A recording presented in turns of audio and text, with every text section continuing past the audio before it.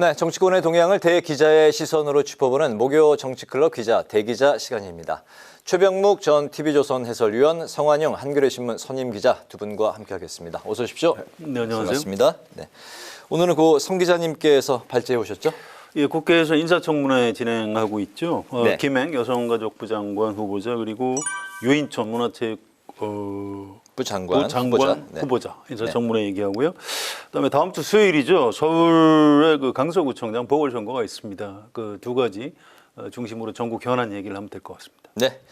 국민의힘이 이제 보이콧 가능성까지 내비쳤던 김행 여성가족부 장관 후보자의 인사청문회가 오늘 오전에 열렸습니다. 시작부터 여러 가지 이제 분위기가 이제 좀 서로 상충하는 그런 분위기가 있었는데 특히 그 자료 제출을 놓고 분위기가 좀 험악한 상황도 벌어졌었습니다.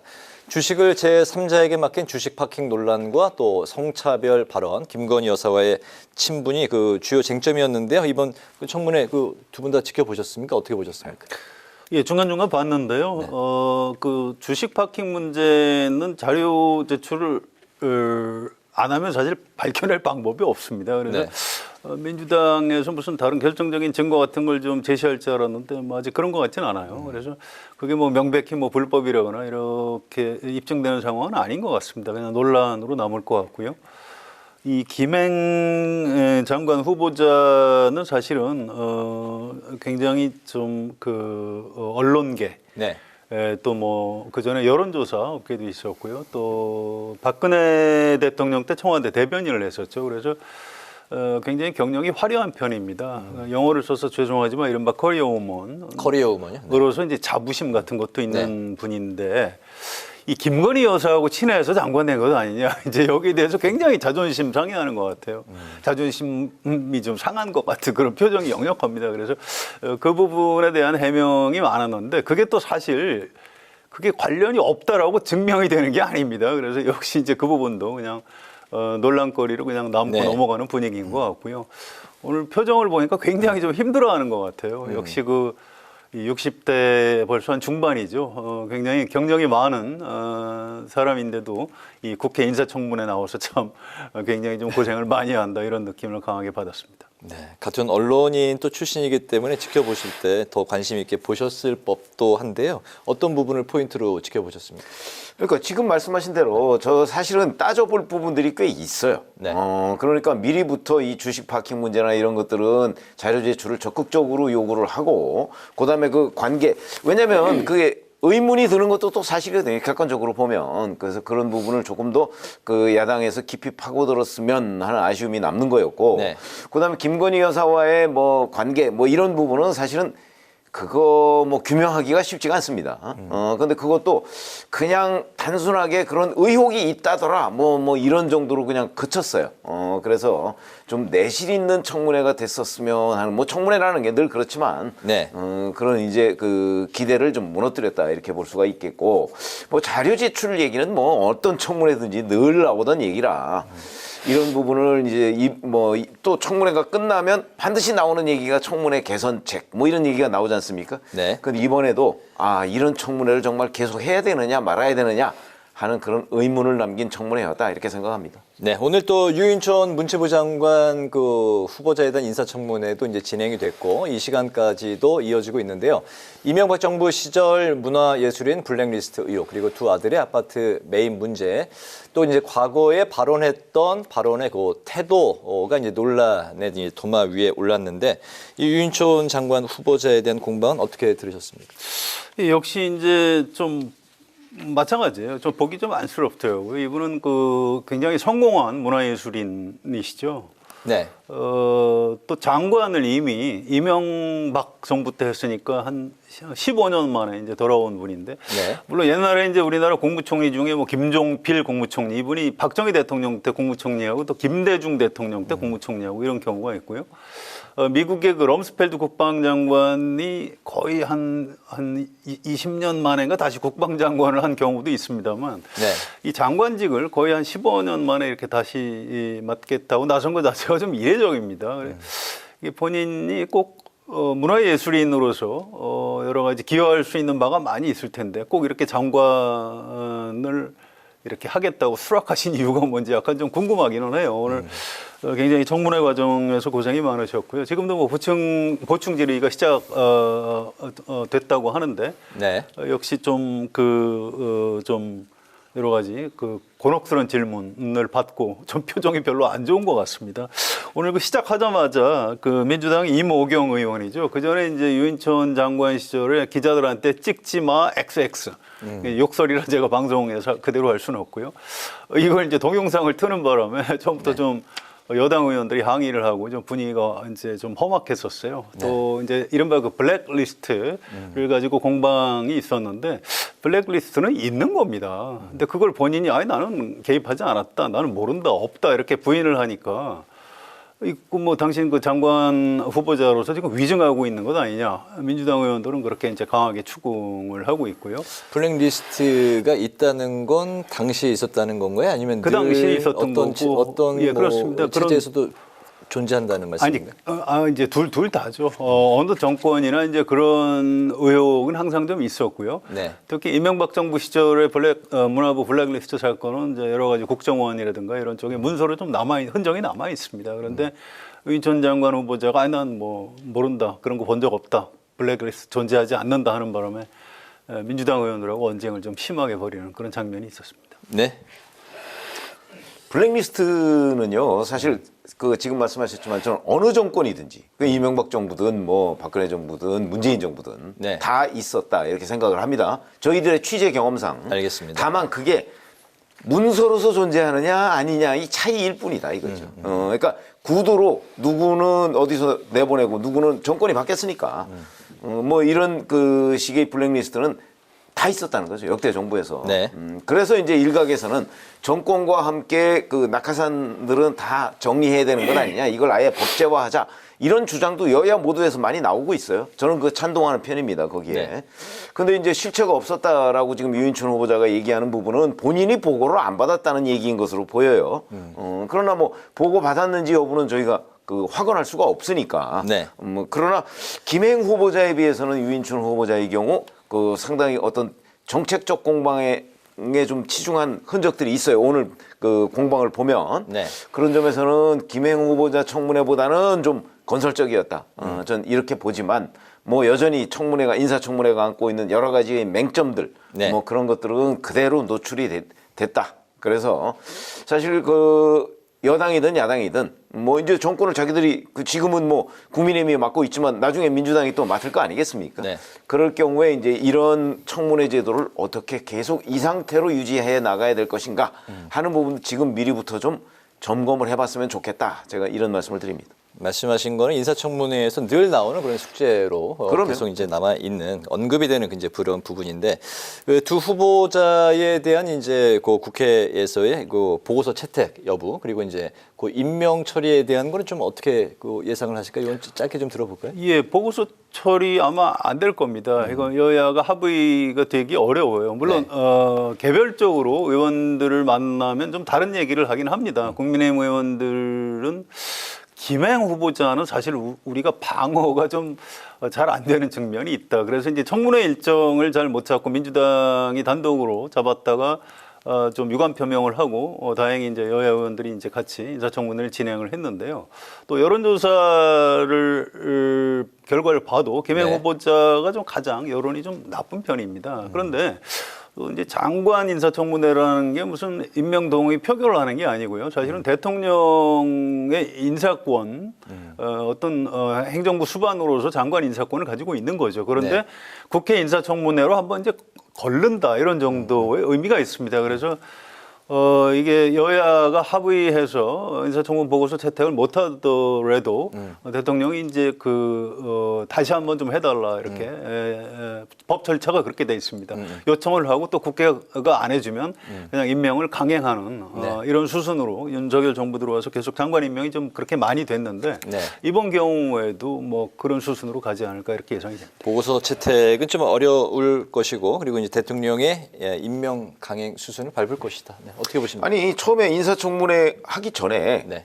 이제 신원식 장관 후보자까지 합쳐서 3명의 개각을 했을 때 민주당이 보였던 반응 이걸 보면 네. 청문 보고서 채택이 안 될 거라는 건 누구나 다 짐작할 수 있는 거고요. 그다음에 안 됐을 경우 그러면 윤석열 대통령이 지명 철회하고 뭐 교체하느냐? 뭐 그 지금의 여야 관계를 볼 때 여야 관계 네. 지금 뭐 사실상 이 강요 제청 문제 요 문제가 아니고 다른 문제로 첨예하게 대립되고 있잖아요. 네. 그런 문제가 여기에까지 저는 영향을 미친다고 보고 그러면 지금 현재 뭐 청문 보고서 채택 기대 자체가 어렵다. 청문회 시작하기 전부터 네. 채택 안 되는 걸로 정해졌던 것 아닌가 이렇게 생각합니다. 하지만 결국에 임명은 이제 강행이 될 것이다. 라고 이제 보시는 거죠. 알겠습니다.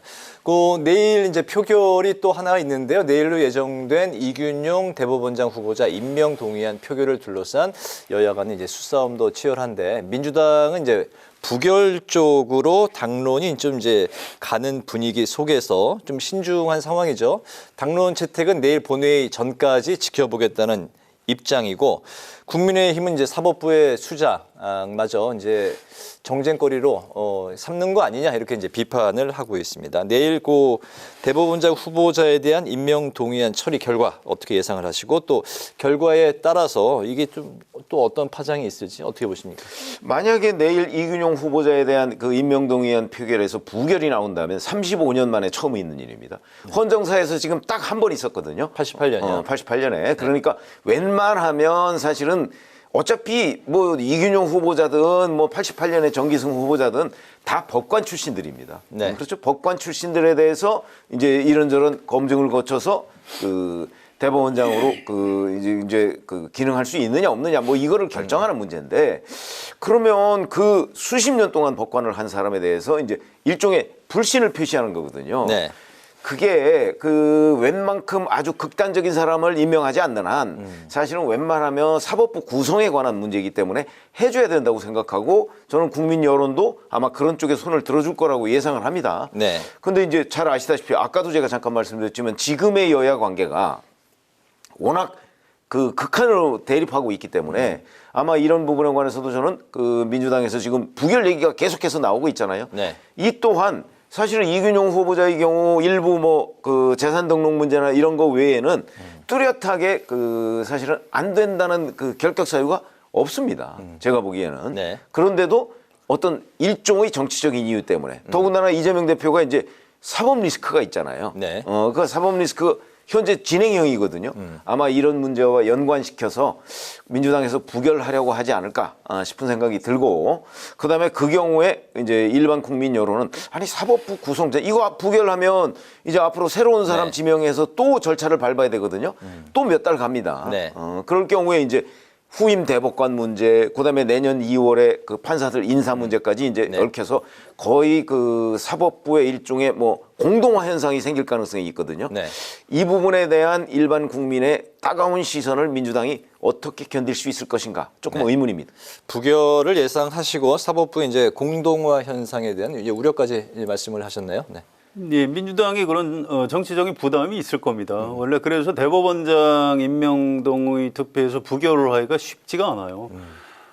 그래서 이제 역대 야당이 뭐 인물이 별로 마음에 안 들어도 사법부 수장 공백 사태에 대한 책임 때문에 이제 웬만하면 좀 찬성을 해줬고요. 또 이제 그 즈음에 대통령하고 야당하고 이제 어느 정도 대화가 이루어져서 네. 뭐 정치적인 절충이 이루어진 것도 사실입니다. 그래서 35년 동안 별일이 없었던 건데 이번에는 좀 이상해요. 이게 어떤 맥락이 있냐 하면은요. 문재인 정부 때 이제 대법원장을 김명수 대법원장을 시켰고요. 그 당시에 이제 야당하고 이른바 보수 세력에서 아니 무슨 대법원장을 뭐 대법관 경험도 없는 이런 사람을 시키느냐 해서 공격을 많이 했었어요. 그래서 그럼 윤석열 대통령은 뭐 좀 다른 선택을 하겠구나 했는데 그렇지 않고 역시 이분도 대법관 출신이 아니에요. 네. 대법원장은 뭐 전부 다는 아니지만 웬만하면 대법관, 현직 대법관이나 아니면 전직 대법관 중에서 이제 대법원장 지명을 하는 게 사법부 안에 이제 어느 정도 이제 관행 같은 게 돼 있습니다. 그런데 이번에 이제 그게 이제 어긋났다는 측면이 하나 있어요. 또 한 가지는 이게 이제 임명 동의 표결이 필요합니다. 장관들하고 다른 거죠. 이거는 헌법에 국회 임명 동의를 받게 돼 있습니다. 네, 그래서 반드시 이거는- 받아야 되죠. 네. 그렇습니다. 그래서 이건 민주당에서 가지고 있는 권리예요. 그래서 이거를 대통령실에서도 이제 후보 지명을 할 때도 그런 부분을 좀 고려했어야 되는데 고려하는 흔적이 전혀 없습니다. 그래서 이건 이제 부결이 될 것 같고요. 또 과거에 그 정의당에서 인사청문회 할 때마다 무슨 적격 부적격해서 이른바 데스노트 이제 주로 이제 문재인 정부 때 그런 말이 있었는데요. 정의당에서 안 된다고 그러면 이제 낙마했던 경우가 많은데 이균영 후보자에 대해서 정의당에서 안 된다고 오늘 입장을 냈고요. 내일 아마 본회의 전에 당론으로 이렇게 부결적으로 결정을 할 것 같습니다. 그래서 그런 무소속하고 정의당까지 다 부결적으로 넘어가게 되면 당연히 부결될 것 같고요. 네. 제가 알기로 대통령실하고 여권 안에서도 차기 후보자를 이미 좀 물색하는 그런 수순으로 넘어간 걸로 알고 있습니다. 이건 사법부 수장 공백 사태를 막기 위해서라도 다음 인선은 좀 더 무난한 인물로 해야 되고요. 민주당에서도 그 사법부 공백을 막기 위해서 네. 좀 이렇게 전향적으로 좀 검토를 하고 뭐 이렇게 됐으면 참 좋을 것 같습니다. 네, 두 분 다 이제 부결을 예상하셨고 대통령실이 이미 그 차기 후보자까지 물색 중에 있다. 거기까지 이제 말씀을 하셨는데 내일 결과를 또 지켜봐야 될 것 같습니다. 서울 강서구청장 보궐 선거가 이제 엿새 앞으로 다가왔고 사전 투표가 이제 내일부터 시작이 됩니다. 국민의힘이 이제 힘이 있는 집권 여당을 이제 강조를 했고 반면에 민주당은 윤석열 정권 심판론을 이제 내세웠는데요. 김기현 대표가 오늘도 이제 강서구 현장에서 지지를 호소했고 이재명 대표는 병상에서 SNS를 통해서 투표를 독려했습니다. 그 윤석열, 이재명 두 사람 간의 대리전 양상을 띄고 있다 이런 이제 해석이 나오고 있는 이번 보궐선거 좀 어떤 의미까지 좀 살펴볼 수가 있을까요? 예. 제가 보기엔 뭐 대리전, 뭐 총선의 전초전 이런 표현이 언론에 많이 등장하거든요. 네.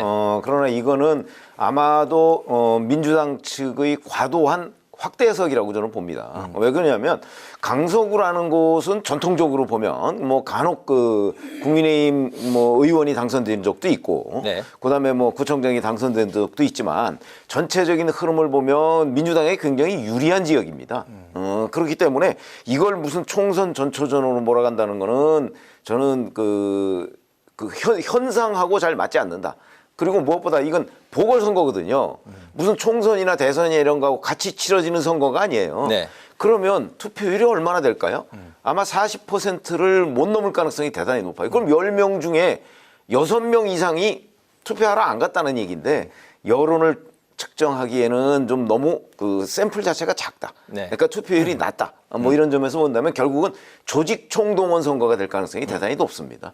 그렇게 되면 뭐 전초전 이런 표현은 맞지가 않고요. 네. 그냥 그 여야 간의 어떤 결집된 지지층 간의 대결. 네. 여기에서 누가 이기느냐 뭐 이 게임으로 저는 이해하고 있습니다. 여야 간의 결집된 뭐 지지층 간의 대결이지만 뭐 총선 전초전까지 확대 해석을 할 필요는 없다. 예.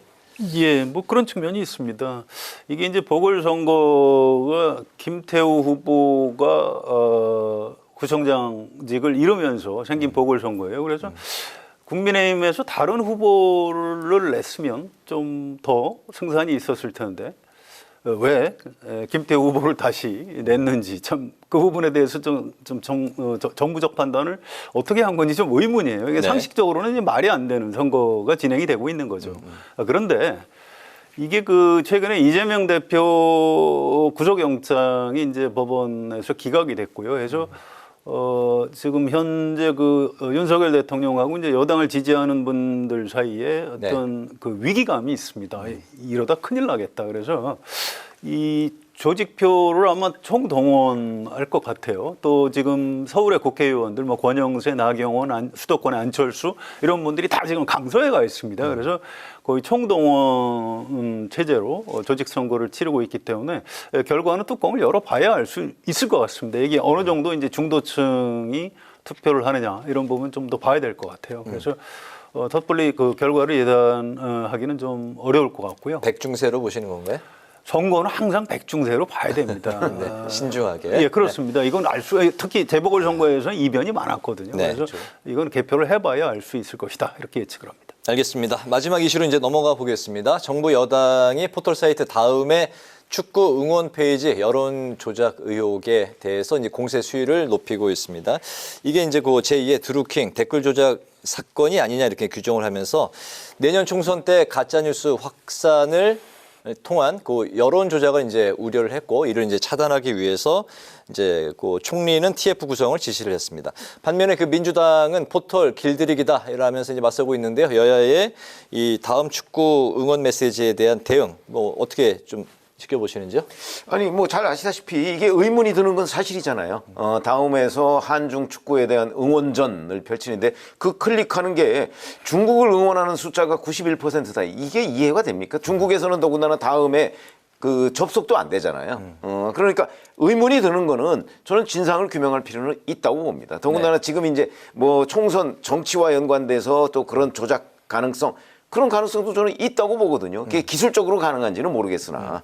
그러니까 의문이 드는 부분에 진상을 규명하자는 걸 저는 뭐 민주당도 반대할 거라고 생각은 하지 않고요. 네. 다만 이제 포털 길들이기다 그러면 아니 지금 이게 뭐 포털 전반을 그 들여다보는 게 아니잖아요. 다음에 그 이상한 부분을 지금 진상조사를 하겠다는 거니까 네. 민주당도 이런 식의 진상조사 이 부분에 대해서는 그 같이 그 행동을 좀 같이 해주고 민주당도 궁금할 거 아니겠어요? 왜 한국과 중국이 축구를 하는데 91%가 중국을 응원한다는 게 이해가 안 되잖아요. 그러니까 이런 거는 좀 여야가 의견을 일치시켜서 진상을 밝혔으면 좋겠다 이렇게 생각합니다. 네, 다음도 뭐 경찰에 지금 뭐 진상 조사를 이제 그 촉구한 상황이죠. 그렇습니다. 이거 다음에서 경찰에다가 좀 수사를 해달라 이렇게 하고 그렇게 네, 의뢰한 밝혀내면 되는 사람인데. 문제예요. 그런데 이 정부에 국무총리까지 나서가지고 여론 왜곡 조작 방지 대책 TF 이름 자체가 어마어마하죠. 이럴 일인가 좀 의문이 듭니다. 이게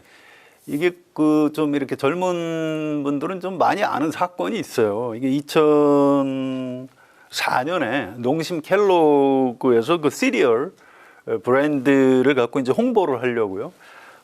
첵스 초코라는 이제 상품을 이렇게 홍보를 하기 위해서 이게 초콜릿 맛하고 파, 그 약간 매운맛 나는 그 파 네. 맛하고 중에 어느 게 좋으냐 이제 이런 걸 이제 인터넷에다 올렸는데 아니 당연히 초콜릿 맛이 이제 이기는 거죠. 그런데 이 뻔한 답을 요구하는 이 회사의 홍보에 대해서 이제 네티즌들이 화가 난 거예요. 그래서 대거 파맛 쪽에다가 투표를 했습니다. 그래서 그쪽이 막 그 나중에 막 난리가 나가지고 이게 중복 투표 이거 다 가려내고 무효표 제외하고 이렇게 해서 바로 잡은 적이 있고요.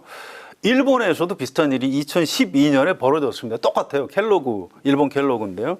그때도 초콜릿 맛하고 고추냉이 맵죠.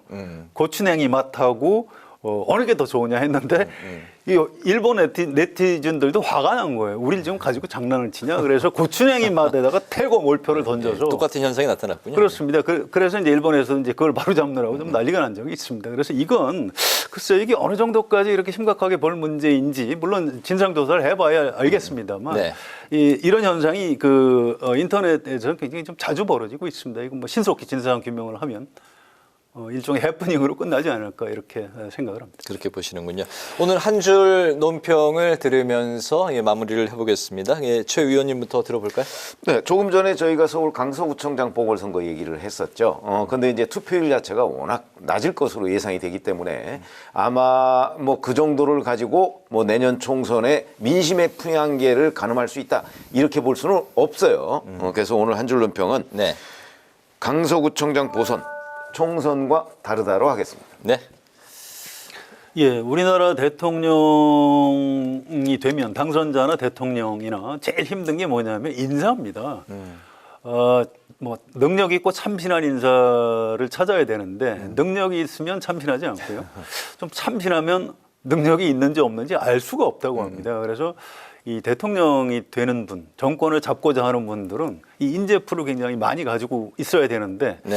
윤석열 대통령 보면 확실히 좀 갑자기 대통령이 돼서 그런지 이 인사에 굉장히 취약한 것 같아요. 오늘 진행된 두 장관 후보자 또 신원식 국방부 장관 후보자도 전 적임자라고 생각하지 않고요. 또 대법원장 후보자도 뭔가 좀 인선이 잘못됐다는 생각이 강하게 듭니다. 네. 그래서 윤석열 대통령이 앞으로 좀 인사를 좀 잘했으면 좋겠다 이런 의미에서 오늘 제 한 줄 논평은 좀 괜찮은 사람 없나요? 라고 네. 하겠습니다. 인사가 만사다라는 말씀. 네, 알겠습니다. 오늘 목요 정치클럽 기자 대기자 지금까지 최병묵 전 TV조선 해설위원, 성환영 한겨레 신문 선임 기자와 함께 김행 유인촌 장관 후보자 인사청문회의 핵심 쟁점과 포털 다음에 응원 조작 논란 등 오늘의 전국 현안을 두루 살펴봤습니다. 두 분 말씀 잘 들었습니다. 감사합니다.